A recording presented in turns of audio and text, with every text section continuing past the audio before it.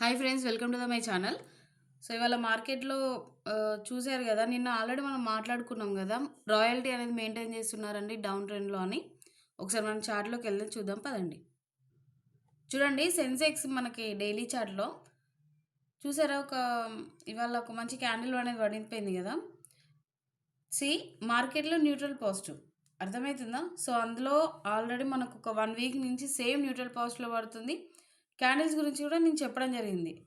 మనకు aggressive candle అయినా పడాలి, లేకపోతే మీడియం దోజీ క్యాండిల్ అయినా క్రియేట్ అవ్వాలి. అవునా కదా? ఇది దోజీ క్యాండిల్, ఇది మన మీడియం క్యాండిల్ అవుతుందా అండి? చూడండి, ఆల్మోస్ట్ ఒక 800 పాయింట్స్ ఇచ్చింది 1 డేలో. ఓకేనా? సో మనకు ఒక 800 పాయింట్స్ కదా. ఇప్పుడు దీన్ని మనం 15 మినిట్స్లో చూద్దాం పదండి. చూడండి, మార్కెట్లో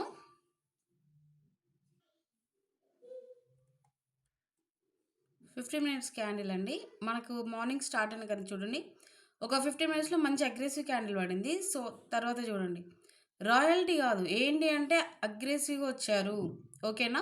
ఇంకొక విషయం కూడా నేను చెప్పడం జరిగింది.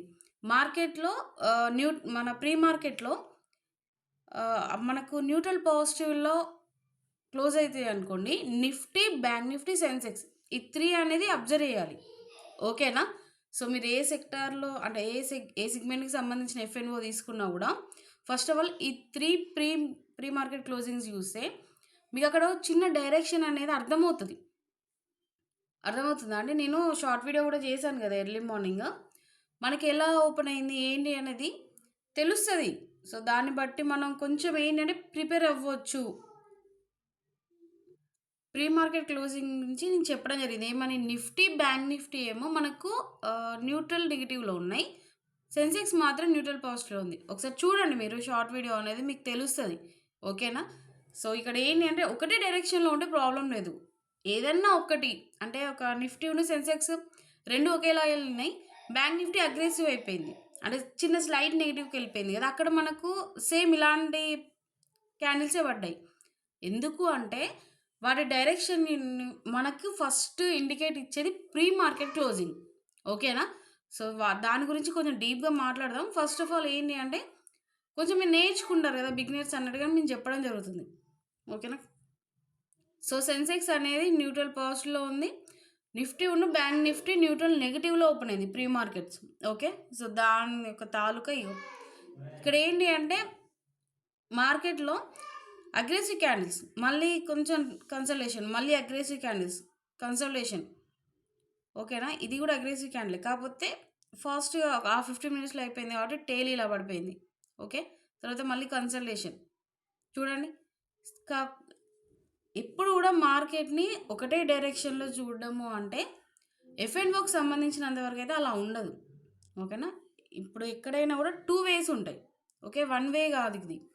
కంపల్సరీగా ఎఫ్ఎన్ఓ చేసే వాళ్ళకి 2 వేస్లో అంటే కాల్ పుట్ ఇవి రెండే ఉంటాయి మార్కెట్లో.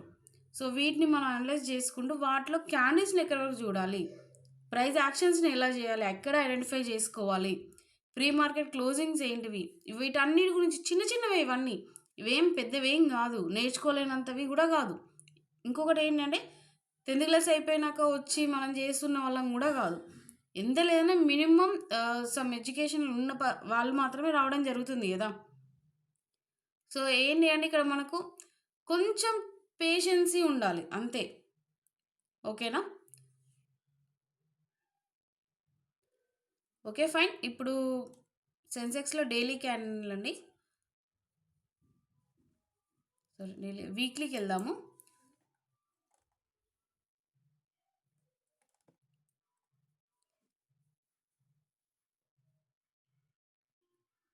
వీక్లీలో నేను ఆల్రెడీ చెప్పడం జరిగింది ఏమని, మనము ఇప్పుడు ఇక్కడ ఈ టేల్ ఉంది కదా, ఈ టేల్ యొక్క లో బ్రేక్ చేసింది కాబట్టి లాస్ట్ క్యాండిల్ చూడండి ఈ టేల్ వరకు ఉంది డౌన్లో, అండ్ అప్ సైడ్ ఏమో మన రన్నింగ్ వీక్ ఉంది కదా దీని యొక్క హై.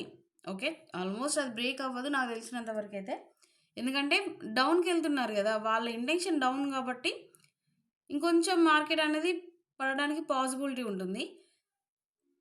చూడండి, మనకి డౌన్ సైడ్ అనేది కంప్లీట్గా రాదు.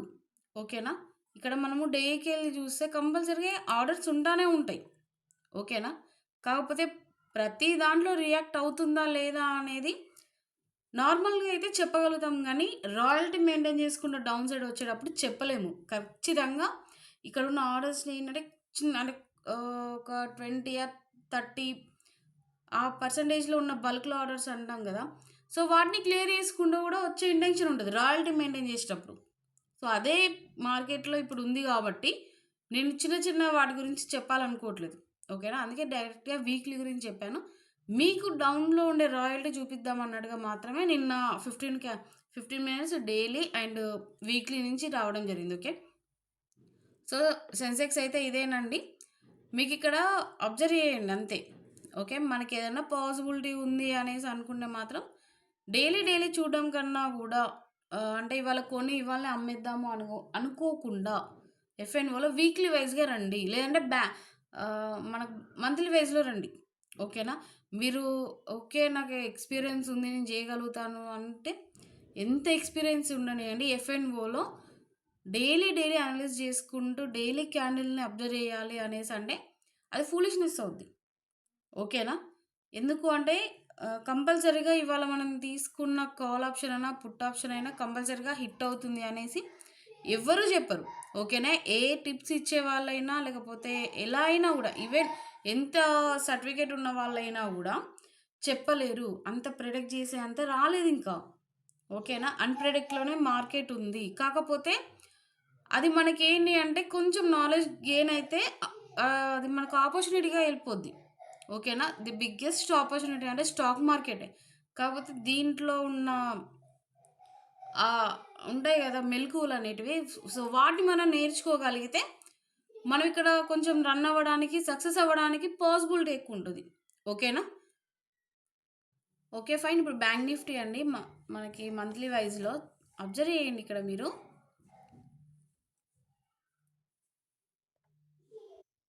నేను చాలా క్లియర్‌గా చెప్తున్నా. 6 మంత్స్ నుంచి ఒక జోన్‌లోనే ఉండిపోయింది మార్కెట్. సో, అది బ్రేక్ అయిపోయింది.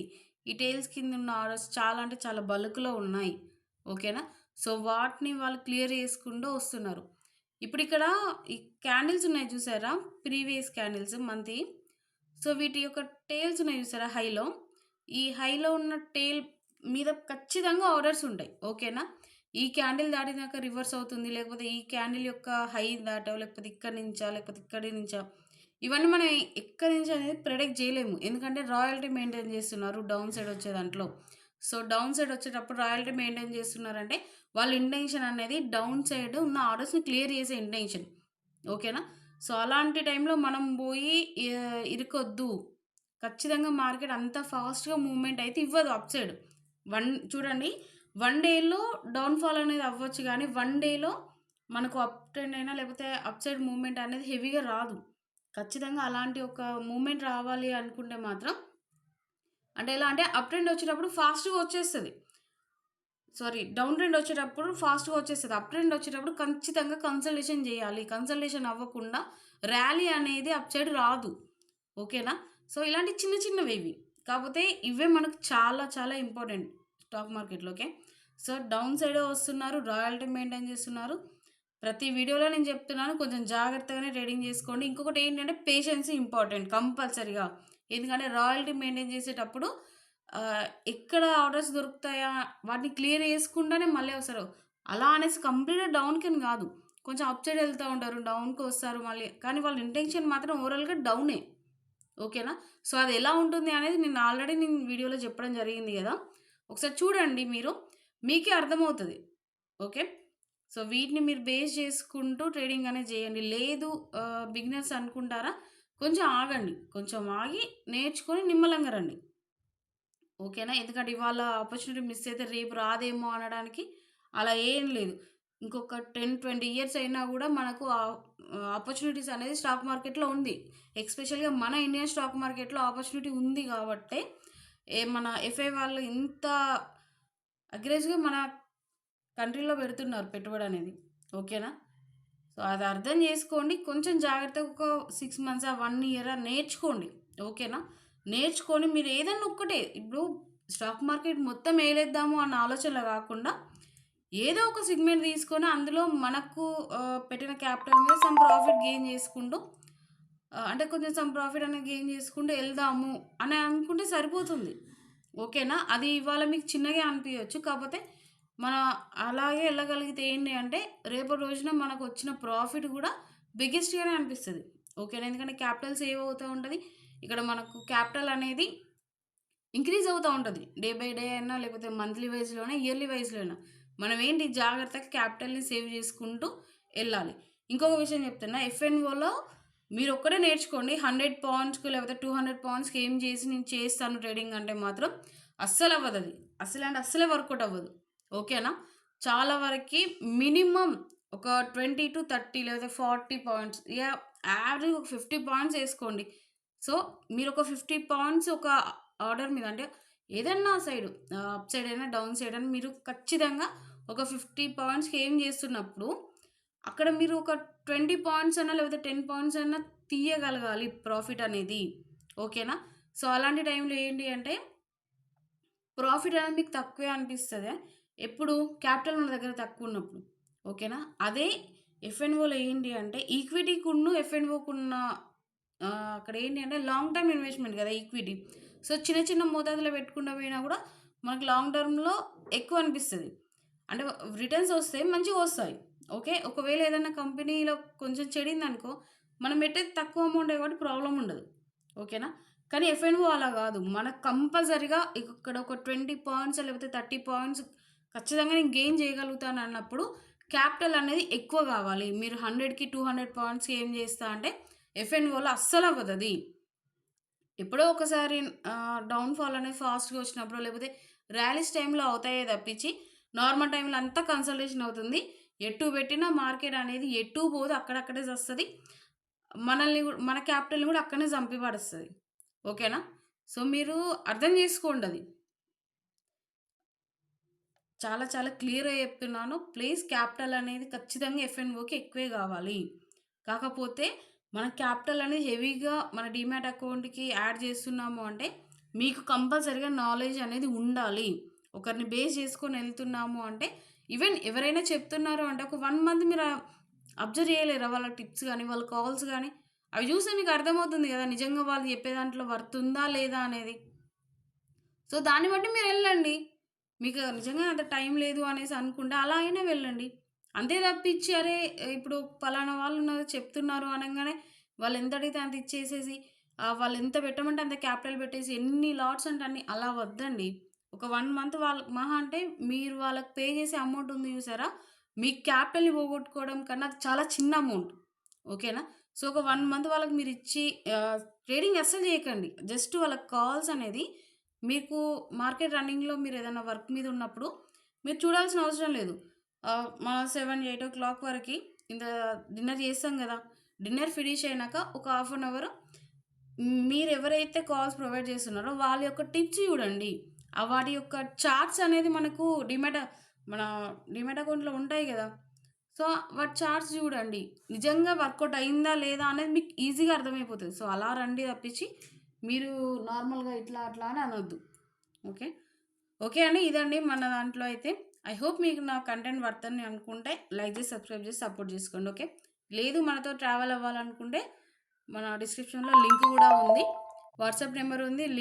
టెలిగ్రామ్ లింక్ ఉందండి. ఒకసారి టెక్స్ట్ మెసేజ్ చేయండి. ఓకే. Thank you. బై.